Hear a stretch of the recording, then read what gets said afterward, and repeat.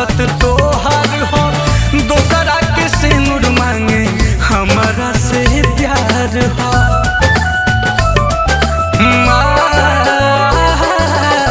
क्रिया खाए के झूठो आदत तोहार हो दोसरा के सिंदूर मांगे हमारा से प्यार हो।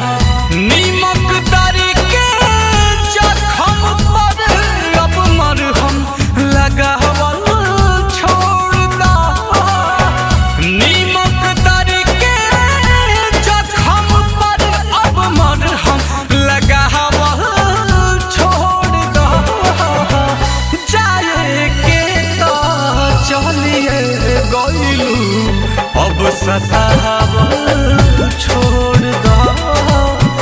जाए के तो चलिए गइलू अब सतावल छोड़ दा।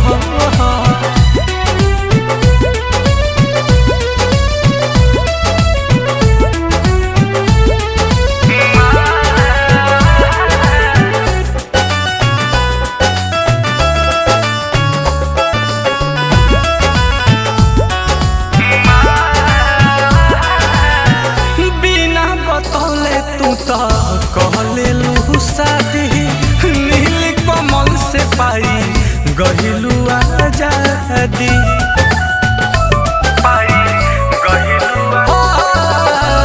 बिना बतौले तू तो कहले लू शादी सोनू सुधाकर से पाई गहिलू आजादी।